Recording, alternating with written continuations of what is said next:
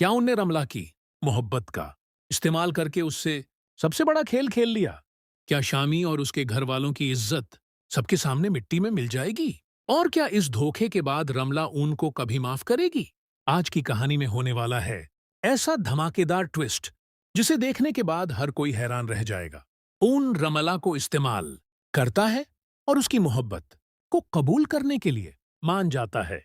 रमला इसी वजह से बहुत खुश हो जाती है, लेकिन तभी ऊन उसके सामने एक शर्त रखता है कि अगर वह सच में उससे मोहब्बत करती है तो अपनी फैक्ट्री उसके नाम कर दे।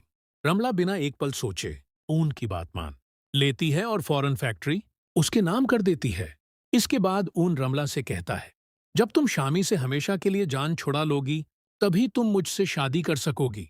रमल्ला कहती है, मैंने तो इस बारे में सोचा ही नहीं था। ऊन जवाब देता है, मैं तुम्हें तुम्हारी रुखसती वाले दिन लेने आऊंगा, मेरा इंतजार करना, लेकिन उससे पहले शामी से हमेशा के लिए रिश्ता खत्म कर देना। दूसरी तरफ ऊन एला से कहता है, एला परेशान मत होना और मुझसे नाराज भी मत होना। एला हैरानी से पूछती है, क्या हुआ? लेकिन ऊन उसे कोई जवाब नहीं देता। यही बात एला को बेचैन कर देती है। वह सोचने लगती है कि शामी और रमला की रुखसती का वक्त आ चुका है।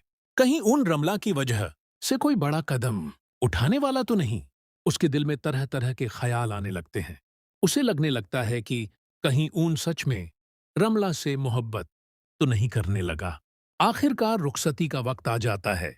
रमला शामी के साथ स्टेज पर बैठी होती है, लेकिन उसकी निगाहें सिर्फ ऊन को ढूंढ रही होती हैं। वह शामी से कहती है, आज यह रुखसती नहीं होगी, ऊन आने वाला है। यह सुनकर शामी चौंक जाता है और उसे महसूस होता है कि जरूर कोई बड़ी चाल चली गई है। उसी वक्त अचानक ऊन वहां पहुंच जाता है। रमला उसे देखकर खुशी से मुस्कुरा उठती है, जबकि शामी के चेहरे का रंग उड़ जाता है। सबके सामने ऊन कहता है, रमला, आ जाओ, मैं तुम्हें लेने आया हूं। यह सुनते ही आरिफा, फारूक और शामी के पैरों तले से जमीन निकल जाती है।